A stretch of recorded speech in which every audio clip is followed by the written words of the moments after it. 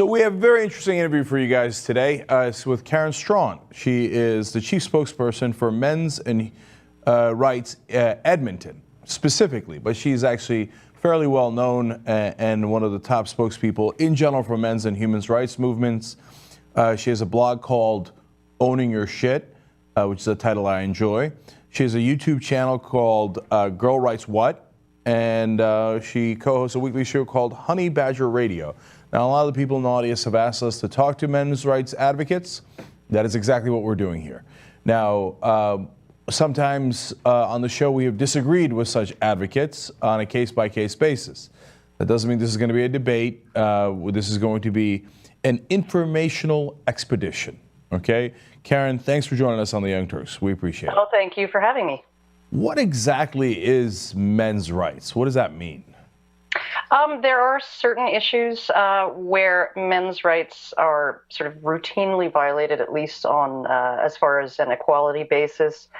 There are certain situations men can find themselves in where they have essentially no due process, particularly domestic violence and sexual assault cases where you can be put in jail without any kind of due process at all, or you can be kept from your home.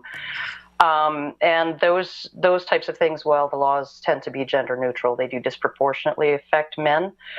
There's also there's some legal rights that men lack. The right to genital integrity is one of the big ones, and it's sort of a bone of contention among some in this movement, because there are some people who believe that circumcision should be banned, and then there are others who don't feel that way. But it is a very common complaint in the movement that circumcision is still legal and socially acceptable, while female genital mutilation is protected. It's banned under federal law in pretty much every Western country. There are fathers' rights issues that need addressing. There is a very large sentencing gap under the same conditions, in the same circumstances, committing the same crimes. Men are twice as likely to be incarcerated, and they serve generally 60 to 65% longer sentences. That's a wider gap than between blacks and whites in the U.S. So, I mean, there are a whole host of issues that deal with legal and legislative problems and stuff like that. Yeah. Then there are social issues that need to be addressed, social issues of sexism and stuff like that. So, you know, as you explain that whole penumbra of issues that men's rights deals with, it seems to me, as I suspected, that there are some things that clearly need addressing, and some things that people are probably unaware of. You know, the sentencing points that you made are really interesting, and I'd like to know more about that, and I'll look into that more. And, you know, parental rights for men, you know, issues about how assets are split during a divorce, those are all super interesting. I mean, there's a story in the news today about how Ken Griffin, who's a billionaire out of Chicago, is getting divorced, and his wife is demanding $1 million a month. Yeah. Because her 3 children have grown accustomed to the lifestyle of having not one, but 2 private jets at their disposal. Yeah, no, and it's not just $1 million. It's $1 million plus extraordinary expenses like fueling the jets and travel expenses and stuff like that, right? And they all sound like extraordinary expenses to me. Well, but you look at it too when women, occasionally very wealthy women, get dinged with having to pay that kind of alimony. There's a huge outcry, and there's all kinds of, like, how dare you treat a woman the way we've been treating men all along, right? That's unfair, right? It's suddenly unfair when it's the other way around. And I'm hoping that as more women end up having to pay alimony, that'll provide the impetus, the political will to do away with it, at least in terms of indefinite or lifetime alimony in states like Florida. So right. So I think that there's a lot that we can agree on issues like that. On the other hand, I'm not sure that I agree on some of the other things that you mentioned, but that's why we want to talk this through and see where we stand on things. Okay. So when you say let's just take the right to genital integrity first. I'm amused by that language, but so do you? It's a wrong way of saying it. Do you understand? Do you agree that female genital mutilation and circumcision are not the same thing? That there is a legitimate reason to do a male circumcision, which is health. Now, you might disagree on that, and I think a lot of people strongly disagree on whether there are good health reasons or not, but that's the main reason to do it. Whereas female genital mutilation, there is absolutely, positively no health consequences other than dire ones, and no benefits whatsoever, and it's done simply for the honor of old customs and the pleasure of men, theoretically, etc. Like that, there's a big difference there. There are differences for sure. Some forms of FGM are actually less severe than the typical circumcision, less damaging, less permanent, and others, of course, are much worse. But one of the issues around that is that you can actually find studies that have been done in places like Yemen and stuff like that, where FGM is still practiced, that show the exact same health benefits. A decrease in urinary tract infections, and a decrease in sexually transmitted infections and stuff like that. One of the things that most people don't know is that at least sort of secular communities in the U.S. in particular, circumcision began as a health issue, but it began during the nervous excitation theory of disease before we learned about germs and stuff like that. It was promoted by the guy who invented cornflakes, Dr. John Harvey Kellogg, I believe. And it was promoted as a way of preventing masturbation, because masturbation was viewed back then to contribute to mental illness and epilepsy and spina bifida and spinal cord diseases and paralysis and all kinds of things like that. And you can find justifications, you can find medical papers all through the history that that circumcision cures mental illness, circumcision cures epilepsy, circumcision cures this, it cures that, it cures paralysis, spinal paralysis, it cures all of these things. So it really has been, at least in the sort of the secular community or the non-Jewish, non-Muslim communities, it has been a cure searching for a disease the whole time. Mm-hmm. And so there really is there's no explicit or definite health benefit that you can provide as far as circumcising a minor child. That's really the thing. I think that any man should have the choice to do that. But 4-day-old babies don't have sex. They're not going to get STIs. The urinary tract studies, because most full-term babies were circumcised at the time, the uncircumcised ones were generally preemies in the study. And so, of course, they're going to be more susceptible to urinary tract infections and other health problems. All right. Karen, I don't want to spend too much time on that. There you go. I got it. I mean, I don't agree that it has the same implications and that it's done for the same reasons. But I understand the things that you're laying out. People can decide on their own whether they're in favor of circumcision or not. But if it was intended to cure masturbation, I can assure the audience that it has not worked. Yeah, no, it doesn't. Okay. It really doesn't. Okay, no. All right. But I mean, all right, I don't want to get back into it, but female genital mutilation is clearly to oppress women. Clearly. Whereas circumcision is not nearly as clear, if it's even in that direction, which even if I granted that to you, it's certainly not like a worldwide thing, like let's oppress men by circumcising them. So, okay. It is. Well, I mean, look at it this way. If it originated in order to suppress male sexuality, then one might actually come to the conclusion that it is there to Yeah. control the behavior of Okay, men. I mean, the last thing I'll say on that is that religion wants to oppress all of our sexuality, so we can There you go. we can certainly agree on that. Okay, now let's back up a little bit and talk about general things, because I'm curious, where you come at it from a wider look at this. So there's a lot of talk about feminists in your writing, and I just want to make sure that we're talking about the same things here, because do you grant that feminists for a long time did great work in getting women rights that they clearly did not have, and that today there might be a strand of radical feminism that you disagree with, and I would be surprised if I didn't disagree with, but that there's a distinction between those two different branches of feminism?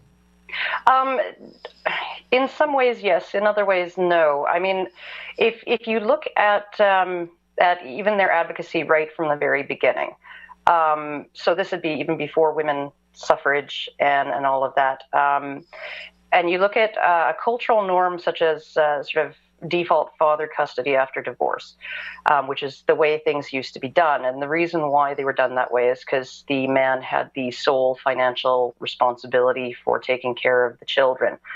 And if he was at fault for the marriage breakdown, he would continue to have financial responsibility for taking care of his ex-wife in the form of alimony. But he would still have the children because it was his job to take care of them. That was he was solely responsible for that. And you had activists like Carolyn Norton in the UK around the 1850s or so, complaining that this situation really didn't serve women's happiness.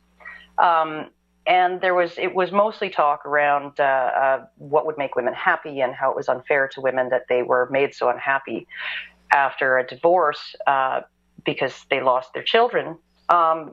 So they convinced the British government to change the laws and policies into something called the Tender Years Doctrine. And what that did was it switched to everything to default mother custody. But at the same time, they kept the entire bill on the man. And now, even if a woman was at fault for the marriage breakdown, she would get custody of the kids, and he would be responsible for paying her alimony. That's what child support was sort of lumped in together with it, because it was his responsibility still to support the household of his children, right? So you sort of had this transfer of rights without a transfer of responsibilities. And as far as I know, those responsibilities did not begin to swing the other way until equal rights legislation came around in the 1960s, right? So you look at how they changed things, right? I do believe that there needed to be a renegotiation of gender roles and a renegotiation of the rights and responsibilities of men and women. But in so many cases, what tended to happen was feminists managed to get rights for women without the attendant responsibilities that went along with those things for men. And what feminists would call the default father custody that occurred before feminism, they would call that male patriarchal privilege, right? Whereas nowadays, if you even suggest that, men should not be forced to pay child support, even for kids that were born out of wedlock, that they had no say in whether they would be born, that's considered unfair, right? That the woman who has the custody should have the entire responsibility. That's unfair to those women. Yet when it was men that got custody and responsibility, that was privilege, right? So I mean, they've really renegotiated things in such a way that women received a lot of rights and kept the responsibilities on the male half of the equation. And So, that's Karen, what I've always taken issue with. So Karen, I get that, and that's certainly an interesting point historically and today, as we discussed in the beginning. Custodial rights is some of the things that I think you guys have the best points on. But there you go. But when we talk about the history of feminism, women weren't allowed to own property. Men got to make all the decisions in the household. They got to make all the business decisions. They weren't even allowed to vote. Since you're a woman, Karen, I assume that you're happy that feminists got you the right to own property, the right to vote, etc. Again, with the property issue, that was a little bit one-sided too, because under coverture, a woman who was single was considered femme sole, and she had every right to own property and earn income in her own name, and to enter into contracts under her own name. this was the way it was for a single woman. She could own a business, whatever, right? For a married woman, because the responsibility for her financial well-being, all of the responsibility for the entire family, was seated in the husband and father. Because of that, of course, he had authority within the family, right? Of course, he had the authority to decide how the money was spent. And another thing that feminists managed to do between the 1850s and the 1910s across most of the West was they emancipated women's property and income, not just from her husband, but from the entire institution of family, right? So it was still his responsibility to pay for everything, and her income was her own to do with as she wished. She was still entitled to his support, even if she made more money than him. And that even went all the way down to the tax burden on her property and income. That was not her responsibility to pay. That was his responsibility to pay, right? And at that time, women won the right, even when married, to enter into contracts. So they could enter into contract with anybody, but most lenders were not stupid.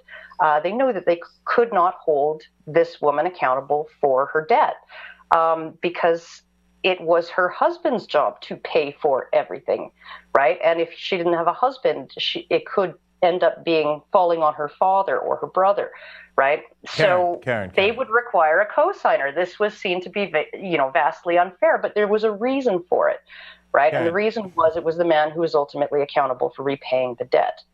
So I understand all that, and I think that you're generally making the case that the pendulum swung too far in giving unequal rights to women at some point. But even before the cases that you're referring to, women could, whether single or not, couldn't own any property. And now at this point, I think you'd have to really look into that. I think you really would, because there were in the 1430s there were female master blacksmiths on the roster in London. So Karen, in the guilds. Yes, it depends on the time period, the culture you're talking about, and how far back you go. Right? There's no blanket answer, so it depends. Of course there isn't, but people but overall, like to say blanket statements Karen, like women couldn't own property. Well, that's just not the case. But Karen, for Christ's sake, you have to concede that men certainly had, throughout history, far more ability to own property and to be the masters of their own fate in terms of finance than women. You've got to concede that, right? Certainly. That is certainly true. Okay, good. All right. So now, aren't we in a vastly better situation, even if it isn't nearly perfect, today than we were in those years, and it's because of the hard work of women who got those rights for other women? Well, like I said, I would have been much happier if they'd done it in a more equal way. One of the things that has happened is that we've come to consider certain things to be normal, like sort of the idea of a man being declared a default.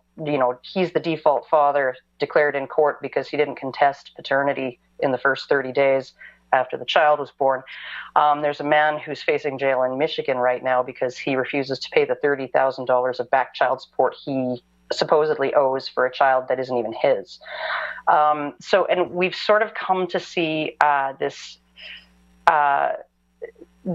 enforcement of responsibilities on men who sometimes had nothing to do with anything, like somebody who is not even the father of the kid, as just the new normal, right? It's just how it is. And these are things that can really destroy somebody's life. Now, one of the things that I always try to draw attention to is the fact that all of these things, all the way back to the beginning, to the 1850s, have been reformed in ways where in every sense, a woman gains privileges and a man loses them. So we really have it. It hasn't just, the pendulum has swung, but it's really, really, really gone too far. And when you look at some of the complaints of modern day feminists, and this is really what it is, like if it was just equal rights, if that's all it was about, I would consider myself a feminist if that's all that there was. But there's all kinds of baggage attached to it. There's all kinds of theoretical baggage and the feminist lens and a system of philosophies and a worldview and ideology that's all attached to that and underpins what they do. And those, I feel, the theories are highly toxic. I think that they promote discord, they promote fear between the sexes, they promote resentment, and they aren't good for anybody. So Karen, look, when it gets to specific issues in the news, et cetera, we'll have to bring you back on and have further conversations. But just to round up this conversation, there's two other general points that I'd like to discuss. Look, when you talk about, if you say radical feminism or radical political correctness, there's another story out in the news today about how one of the city universities in New York is going to take away Mr. and Miss as titles because they think that it promotes gender inequality. How it does that, I have no idea, right? So do I think that there is a place for a men's rights movement to address how far the pendulum has swung and to address some of the issues where men are being treated unequally? Yes, I do. I want to make sure that the pendulum for men's rights movement doesn't swing so far that it becomes radical in the opposite direction. So, that's why I'm going to ask one more time on the issue of the right to vote. I mean, you can't just tar feminism with the brush of current day, some small strand of radical feminism. I mean, feminists got women the right to vote. Shouldn't you give an enormous thank you to them? Not just because you're a woman, but also because for the sake of humanity, they did a great service to all of us? Okay, well, there were two movements there, right? There was the suffragist movement, and then there was the suffragette movement.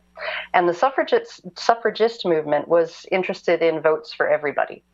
And a lot of them really resented the suffragettes, particularly a lot of female suffragists resented the suffragettes because the suffragettes got up to all kinds of crazy stuff. They lobbed bombs, they burned post offices. I read an account in a man's diary from back then that they tried to push him off a cliff.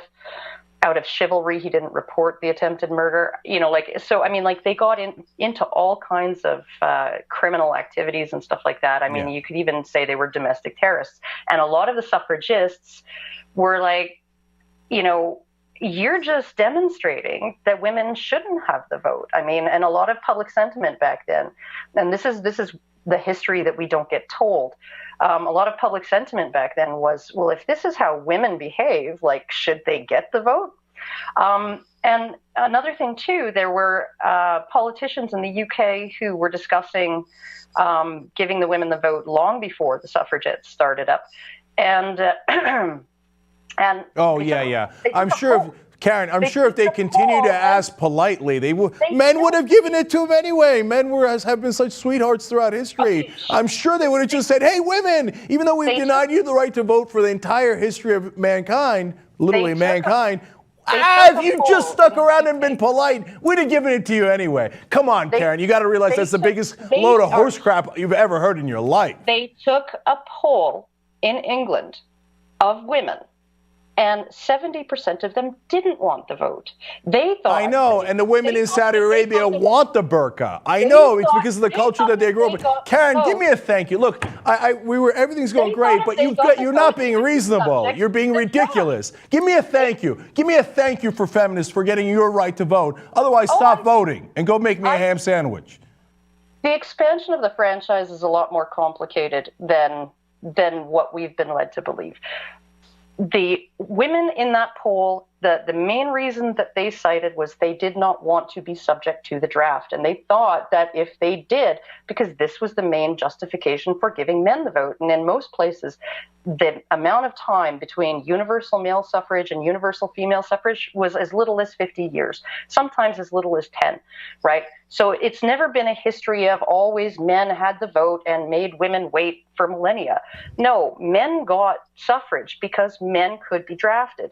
And SCOTUS even confirmed that in 1917 when there was a Supreme Court challenge saying the draft was unconstitutional because it was involuntary servitude. And SCOTUS outright said that The draft is constitutional because it is a reciprocal obligation on the part of citizens for the rights they receive from government, right? So you have we have this idea that these decisions, right, that these differences between how men and women were treated, we have been told that all of this was just sexist and arbitrary and it was for no good reason. It was just because penis, right? But that's 70% of women in that poll. They were really concerned about the fact that they would have to take on all kinds of male responsibilities, that they would lose all kinds of privileges like the exemption from the draft, their right to financial support. Karen, yada. Do you want the right to vote or not? Are you going to give a thank you to the women who fought so hard, sometimes risked their lives to get you that right to vote? Or are you going to just keep saying, oh, well, the women of Saudi Arabia love wearing their burqas, and the women in Britain who, while being oppressed and not having the right to vote, said, yeah, they like bending their neck and telling men that, yes, we shouldn't vote. We're silly little women. Are you going to give me a thank you for that, or you're just going to keep on blah-blah-blah on that? Ridiculous. And frankly, I think the last time I voted was 14 years ago in a municipal election. Like Mother Jones often said, you don't need the vote to kick ass. All right, that's okay. You're radical, Karen. You're absolutely ridiculously radical. I mean, look, I thought we were having a rational conversation, and I was going to establish, like, okay, here are the things we agree on, here are the things that are obvious, but you won't grant the most obvious thing in the world. Okay, you don't vote, so you think voting is not that important. All right, give me that right back then, and let's go back to the world where men are in charge and women have no rights. My guess is, Karen, you're not going to like that world. You're not going to like it at all. I don't want to go back there. I mean, you're using the voice that women fought so hard to give you now to fight back against women. There's a tremendous irony there. Okay, so women didn't have a voice, even though women were key in the abolitionist movement. They managed to convince most of the country to prohibit alcohol before they had suffrage. Women have always had a voice. Women have been writing petitions to politicians, since they've been protesting for their rights since ancient Rome. You have a very, very different view of what history was like and the power imbalance between men and women was like before women's suffrage, before the feminist movement.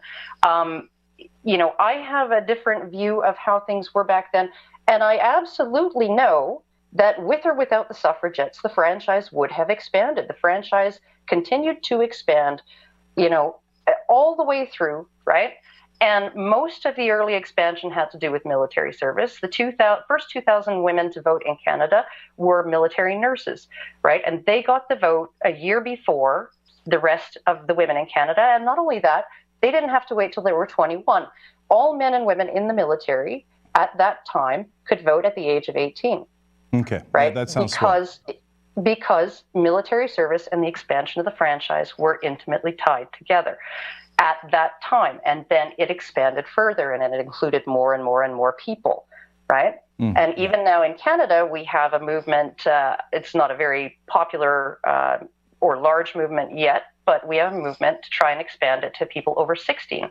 So, the franchise has expanded, and it would have expanded with or without the suffragettes, because the suffragists were there agitating for votes for everyone. I know. The suffragettes were so bad. I mean, they didn't have any rights. How dare they ask for any rights, let alone equal rights? All right, we're out of time. Karen Straughan is an interesting conversation. We probably will pick it back up, even though it's infuriating. And her YouTube channel is Girl Writes What. Her weekly show is called Honey Badger Radio.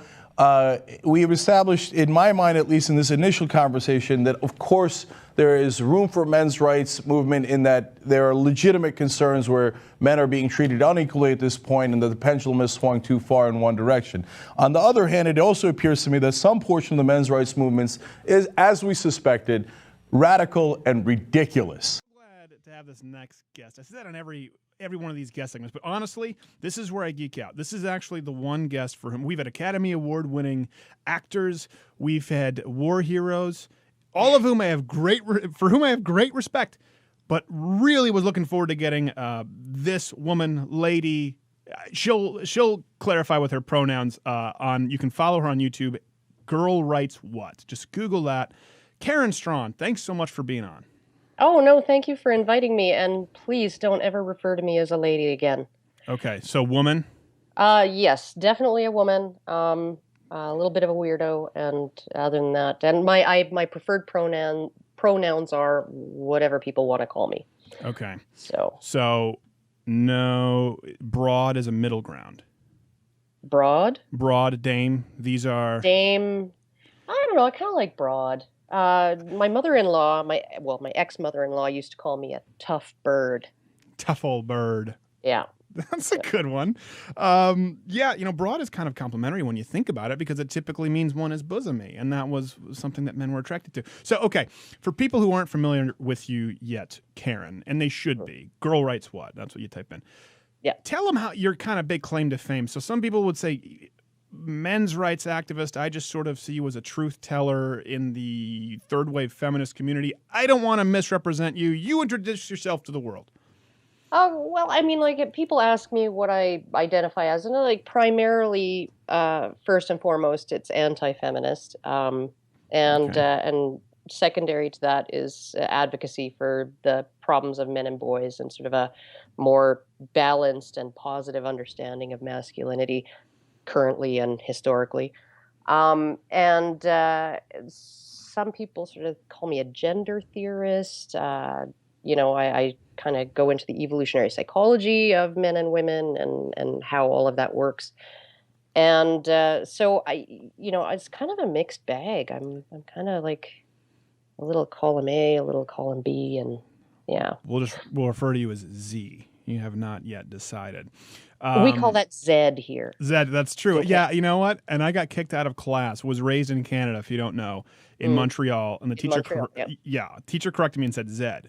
I said no, and she said yes, it's Zed. I said okay, hold on a second. Let me run this. Let me run this through for you, Mrs. Mesher. A B C D E F G H I J K L M N O P Q R S T U V W X Y and Z. What's wrong with this picture? And I was kicked out and sent home with a note for being a smartass. You strike me as a person who probably got sent home a lot. I did. And it's funny, that ties us right back. I got sent home, for like sending love letters or getting caught kissing a girl in the playground. Right nowadays, that's considered a violation. Sexual assault, yes. Sexual assault for kissing a girl in the playground, which is just crazy. I mean, that's how boys and girls kind of figure it out. You say they're gross, but you do it on a dare. So for people who don't necessarily know, I mean, they call you men's rights activist, I guess is a term. I think it's kind of a silly term.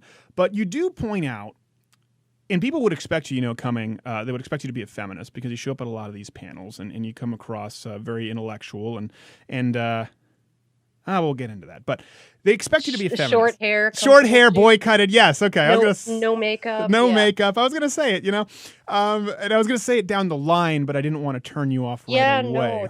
I totally project lesbianism all over the place. So, well, that's just like Gay Jared. People assume and proposition him. Yeah, even people I work with. There you go. All day long. Honestly, Not gay. I never got hit on by women, even when I was young and hot. And I don't know why that is. I think maybe I just scare people a little. Well, no, but I wouldn't say when you were young and hot. You're a pretty not lady, woman, broad. You're a cute bird, see? But yeah, there you go. No makeup, short hair. People would assume that. You really do point out some glaring inconsistencies in modern feminism, and you argue that actually men right now have it worse off, that women have a leg up as far as sort of the cultural playing field right now. And people throw a fit and they get furious at you until they actually listen. What brought you to that, and why do you think people react in the way that they do? I think that they react in the way that they do because there's the sort of the cultural or the acculturation, the sort of education that they've got, where so they've been exposed since early childhood to this narrative that women were always oppressed and they didn't have equal rights and they don't get equal pay for equal work, and there's all of these memes going around that most of them are either outright false or questionable, right? Yeah. Arguable. The debate is not done on the entire question of the historical oppression of women, Right. in my opinion. And but these have all been presented to people as fact, and they've internalized all of those messages, and so they have this belief system, and that belief system is also reinforced by their innate psychology, right?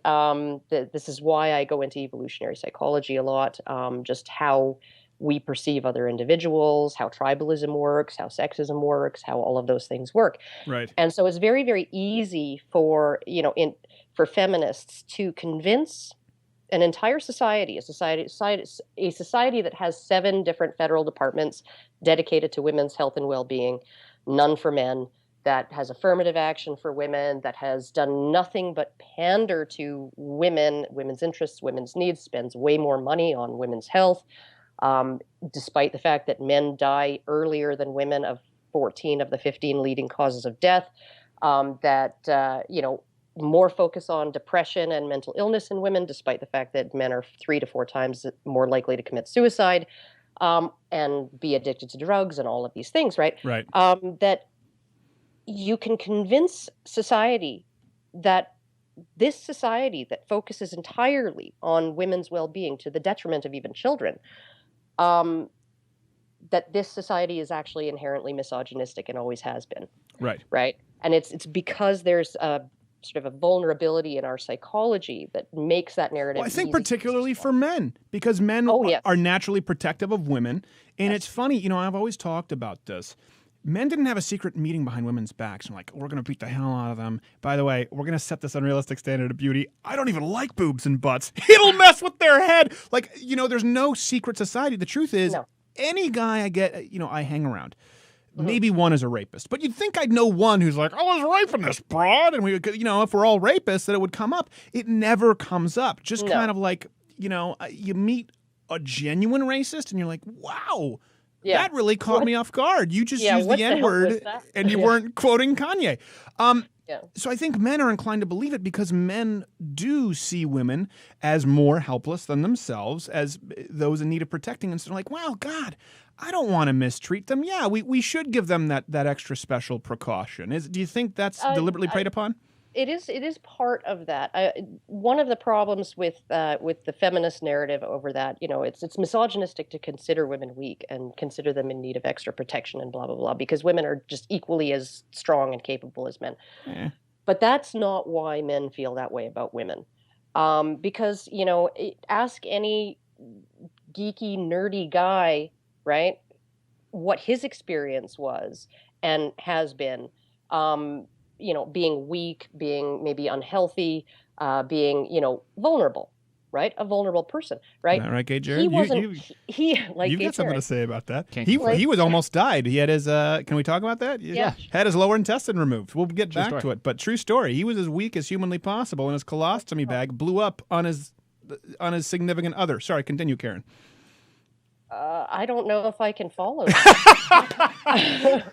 It's a true story, Jared. Anything that True I say story. from here on in is going to be completely True uninteresting. story. But no, essentially you have a completely different attitude toward men who are weak from men. Yeah.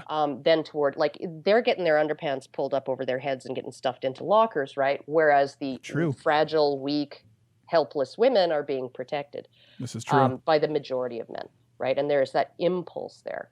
And you find even, like I hear feminists saying all the time, like the reason why the suicide rate for men is so high is because we teach boys and girls that they're different, and we teach boys that their feelings don't matter. And these are things that happen. Boys are encouraged to play further away from the parent. They're encouraged to be more independent. Right. They tend to fuss more, but parents wait longer before picking them up and comfort them for less time on average than with girls, right?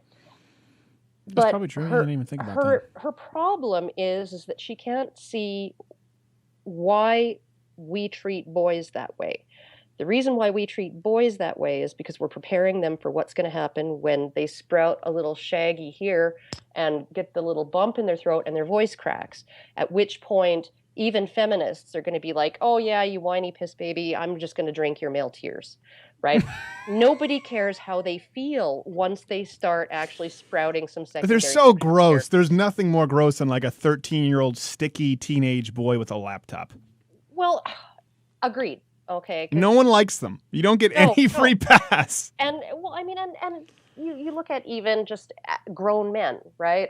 Look at even somebody who wants to draw attention to the suicide rate in Right. men. I can get away with it, but you know, when men actually do that, what tends to happen is someone will bring up that women attempt suicide more than men. That's another fact that isn't quite, in evidence. I have never actually seen a piece of data. Well, that would be Source horrible data if that is that- true, because that would be proof that women are more inept at suicide. Yeah, they're either incompetent or they don't really mean it. Yeah. Um, Well, we had a guy actually who jumped in Montreal from the Eaton Center. I knew kids who were friends with him. He jumped from the Eaton Center, which is 4 stories in Montreal. It's like we have the second city in Montreal. You go Yeah. downtown, subterranean, and they found him on a security camera for 3 days prior on his lunch break, walking back and forth on that walk before he actually threw himself over. Turned Right. out he had some kind of debts that he wouldn't have been able to protect his family from. And he thought that was a better option to protect his family, and that Yeah. really shocked me as a kid. Going like, well, I mean, this is not a guy who was trying to. This was a guy who absolutely wanted out, and it's very, very different. And I think people need to take that into account when dealing with the stats. They really do. But if you bring up male suicide as a man, you'll have people say, "Well, women attempt it more, and you're just trying to make men out to be the real victims of suicide," as if it's almost like they cannot think other than in zero-sum terms, right? When you say men are also victims of X, Yes. right? They assume that you're saying, "Oh, so you're saying men are the real victims of X." Right. And nobody else can be a victim of it.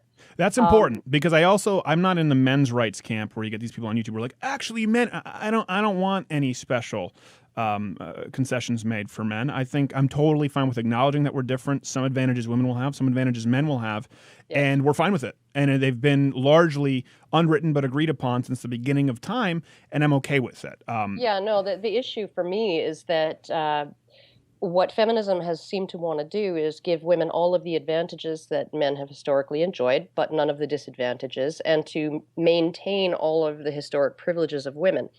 So if you go back in, all to the 1700s and Blackstone's commentaries on the laws of England and Wales, you'll find that there is a provision in the criminal law at that time for domestic violence, to protect women from domestic violence. One And second, because I know the point you're going, and I dig it, but we have to keep the lights on from these evil capitalist sponsors. Oh, dear. So, Girl Writes What, Karen Straughan, we will be back after this break. If you leave, you're a patriarchist. We're back with Karen. Sorry, I cut you off, but I've heard you made this point because I've watched your long talks on YouTube, pillar to post, and you were talking about the criminal justice provisions for domestic abuse. The floor is yours. So essentially, as far back as Blackstone, probably earlier, you essentially had Blackstone. Not only did he include these provisions that protect women, that women have the security of the peace against their husbands, but he also went and dissed the men of previous generations at the same time. And this is sort of what I call one good man syndrome, right? So Blackstone is like this revolutionary man, right? Modern times, in the more enlightened era of Charles II, he's saying those men back then were really horrible and violent with their wives, but we men now, we're better than that. Right. And so then you go fast forward to Theodore Roosevelt in 1906 in his State of the Union address, and he was proposing bringing back the corporal punishment, the whipping post. The whipping post. Specifically for men who beat their wives. And Doesn't sound like that secret patriarchy meeting we've been hearing about. no, it really doesn't. But at the same time, the response to women who beat their husbands That was all dealt with by the community. It was an informal thing, and it was dealt with by the community. And you were And so shamed. the men were shamed. The neighbors would gather around the house and bang pots and pans and call him like a pussy or whatever. Can I say that? I don't know. You can call somebody a pussy. You can't actually refer to the anatomy, because I've heard Oh, someone okay. call Barack Obama a pussy actually on this home station here in Detroit. Excellent. But Okay. you can't say she had a glorious. So continue. Okay. All right. But These are the rules. When we go to the web extended version afterward, you can say whatever you want. yeah, no, that'll make me happy because I get stressed out when I can't F-bomb all over the place. My apologies.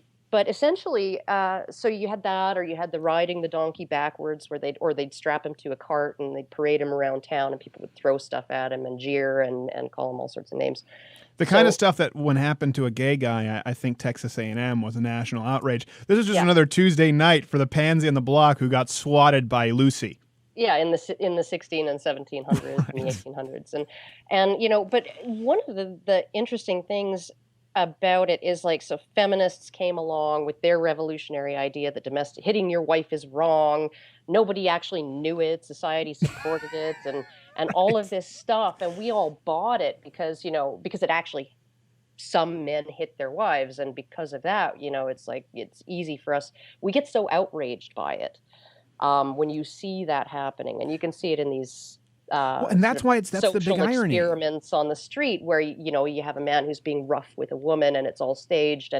And there was one where he had 3 guys rush him, and they shoved him down, and he got all scabby on his arm, and he had to yell, "We're filming! We're filming!" Was this in Central Park, and the black guys grabbed him? Is that the one? Yeah, I think so. Yeah. Yeah. Because he was being rough with his girlfriend. Right. And at the same time, they reversed it, and she almost threw him through a plate glass window. Right. And like pushed him into it, and you could see the glass just like, and guys were laughing, and they were like walking by and like smacking him across the head, like joining in, helping her out, beating the guy. So we have this way of like, I don't understand how we can live under this collective delusion where we somehow think that there's a war on women, and that gender violence against women is normalized and supported by society, and it's like a function of patriarchal masculinity. Patriarchal masculinity, we have an entire body of Western literature going back hundreds and hundreds of years that defines the hero of the story as the guy who is willing to avenge wrongs done against a woman. And the villain is instantly identified by his willingness to harm a woman or even be mean to her. Right. Yeah, well, women or children, generally speaking, and that kind of goes back to the idea that, it's one of those things, and I've talked about this. By the way, my wife has swatted me. We've talked about it here on air, and I'm okay with it. Can I say I deserved it? No. And she didn't beat me, but what? Why are you nodding your... No, I think you I've probably witnessed deserve these it. 99% of the time. You probably deserve it. Okay. Okay, it's like Bill Burr, he's like, every time I get punched in the face, there's some point where I'm driving home, and I'm thinking to myself, I'm thinking back, and, I was kind of actually being a dick back there. Right, yeah. Not every beating just falls from the sky. Yeah. It's and I'm not trying to be a dick about it, But I had, Why is it so quiet in here? Yeah, exactly. No, my wife did it, and I kind of, and then what's funny is I totally juiced it for all it was worth. I was like, I can't believe you. If I did that, your father is here. The cops are here. I left to grab a drink and acted like I was upset, but really I was just thinking, just put that one on the ledger for Steven, because I'm walking out of this one a winner.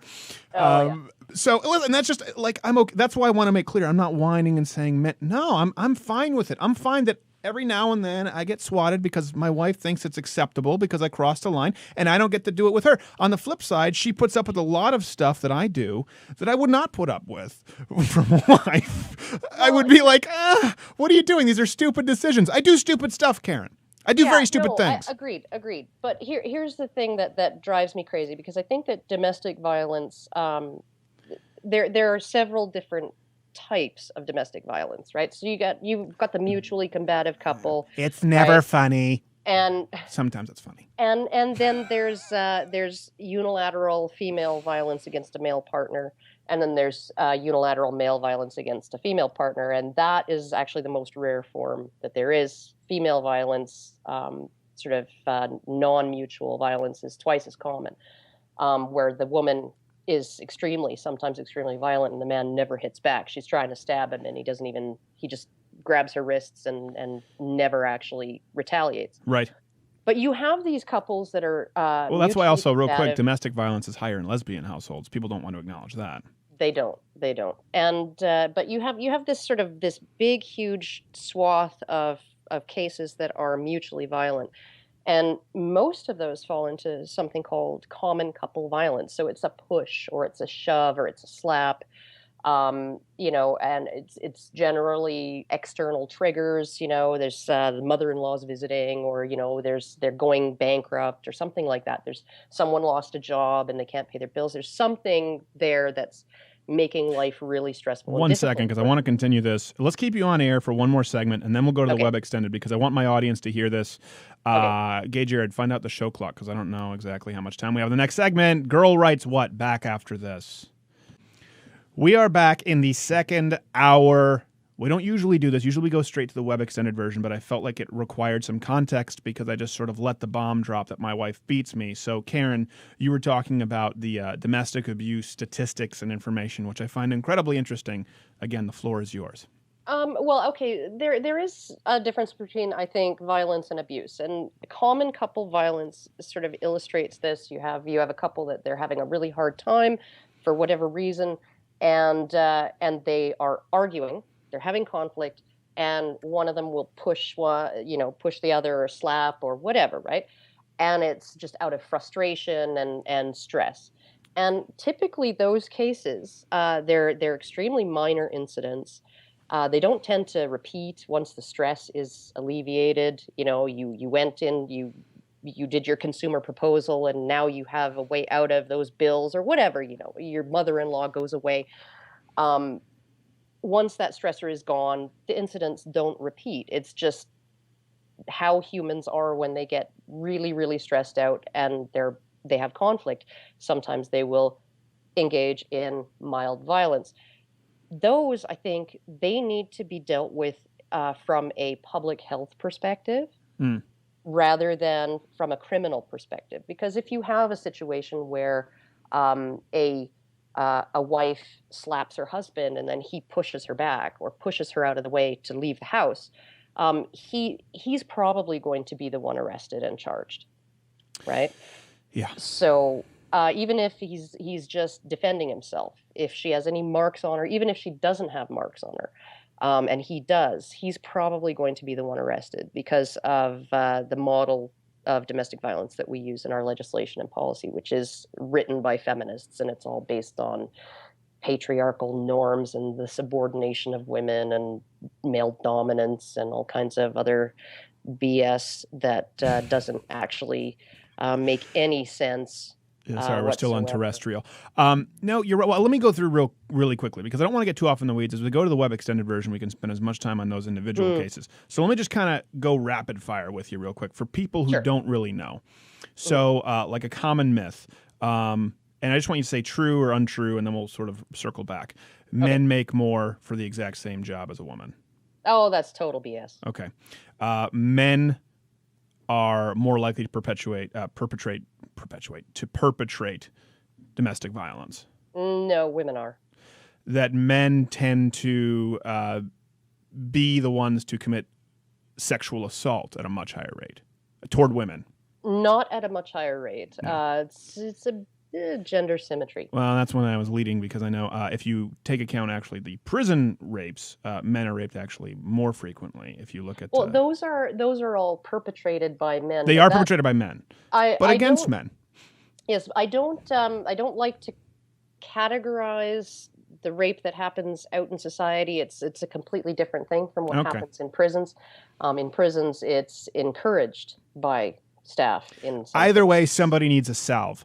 So let's go on to that men tend to think of women as unintelligent, subservient, or second-class citizens to men. No. I can't see that. Well, I'm just trying to go through the things where everyone Yeah, talks about yeah, it. You no, know, right but- now we have this trend on Twitter where these are just things that people believe to be self-evident. I remember watching something with you and I can never say his name, Cenk Uygur, the young Turks guy. Cenk Uygur, Cenk Uygur, Uygur. Uygur, something. He sounds like every single like Lebanese guy from Montreal who talks like this. What's wrong with you, Karen? We would have given you that one, and then you come in and you talk like this. You know what I'm talking about? Those guys, like the Greeks and the Lebanese in Montreal. It's that sort of mix of the cadence and the French Canadian, and they put the cuss word at the end of their sentence. Ooh, Yeah. it makes me feel dirty. And he was really mad that you talked about women having the right to vote. So here's one that sort of I think is just a great. It's a golden calf that you're not allowed to attack. Now, you talked about women who were polled in Europe when given the right to vote, and most of them didn't want it. Now, everyone goes, oh, you're saying women didn't have the right to vote? No, you were making the point. Why did they not want the right to vote? That's important because things came along with which men were burdened that women were not burdened, and they thought the vote came with those burdens, correct? So I want you to clarify that. They did actually. Even in 1917, the Supreme Court of the U.S. Sort of codified it in legal precedent that the draft was connected to citizenship rights. It was a required obligation on the part of citizens in return for the rights granted by government, which would include the right to vote. But as well as that, there was civil conscription, which included things like posses and bucket brigades if you were ordered by a fire marshal, a duty to assist the police if required, if ordered to. Going further back, there were things called hue and cry laws, which essentially male bystanders, adult male bystanders could be held criminally culpable for not intervening if someone was being assaulted and or robbed or whatever and was raising a hue and cry. That was the series finale of Seinfeld. There you go. That used to be law. It used to be law, and now they're trying to bring it back. But so these were all duties of citizenship that men had, and women never. I mean, women didn't even get drafted to pick up litter from the sides of highways for during wartime or if there was need or whatever. They didn't have to do mandatory war work. Nothing. They got their vote for free. Right. And they maintained a lot of the female privileges that they would have, that they were afraid that they would lose, like a husband's responsibility to financially provide for them and immunity from repayment of their own debts and things like that. So exactly. Well, that also is very tough for leftists to swallow because it flies in the face of, well, voting is just a birthright. Well, it was actually really considered a privilege, especially when you're considering a representative republic. And that's because, you have the Bernie Sanders syndrome now where parasites will eventually devour their hosts if they can just vote in their own self-interest and not have any of the responsibilities. Yeah. It's great to just say, yeah, I want to vote for that so you can pass the bill to this guy. And when there was a time where both women and men, and I think this is pivotal, this is just me interjecting, when both women and men felt responsible for themselves, women said, well, that's an additional responsibility that falls on me, not the taxpayer, not the men, and I don't know if I want it. And what was the number? Women, was it 70% were opposed to it? It was a postcard poll, so I'm sure that they didn't have 100%, response rate. Only the people who really cared about the issue would probably have gone and sent the postcards back to, I think it was John Stuart Mill who proposed it. Okay. But you had 70% of the women who cared enough one way or the other saying, no, we don't want this. And 30% saying, yes, we want the vote. And so, and part of me is like, what, were these women stupid? Didn't they realize that they would get the vote for free, like without any civil obligation? Like, what have they been smoking that they don't realize that they're going to just get it handed to them? Yeah. So. Well, pot didn't have as high THC content back then, so we can rule that out. Must have been something. Maybe they had some shrooms going on. Those were I pretty don't common know. back then. I mean, they were teetotalers, so they probably weren't drinking. So I don't know. Yeah, it's a good point, though. And again, to clarify, making sure that people listening aren't appalled and have their little hate tweets ready, no one here is saying women didn't deserve the right to vote. It's an interesting historical context as to why the women who were engaged in the political process did not want the right to vote. Yeah, That's the important point. essentially it was pretty much the same afternoon that the majority of women decided that they wanted it. that they were granted the right to vote. But what's the government supposed to do? Is 70% of women don't want this. Yeah. We're going to make them have it. Right. Without drafting them. Yeah. Well, I mean, but they would never have drafted women. They would never have done that. Well, we just had someone call in last week who was a sergeant in the Marines, and I don't know if you saw the study that just came out. All male squads, when compared to gender integrated squads, so not even all male versus all female, outperformed women on every single task. And there's a reason men and women are segregated in prison. There's a reason men and women are segregated with the Israeli Defense Forces, the IDF. And this sergeant in the Marines who called in was very cute, actually. People immediately wanted to, they're like, she has a sexy voice right here on this. Shame on you, listeners. She's a nice woman. She said the big problem was that the men felt so responsible for the women. It was distracting. This whole myth of never leave a man behind. Well, it's BS. Sometimes you have to leave a man behind. But none of the men in a squad would leave a woman behind. No, they won't. And it also, there's a thing that happens to men when men can operate very, very well in a group of only men.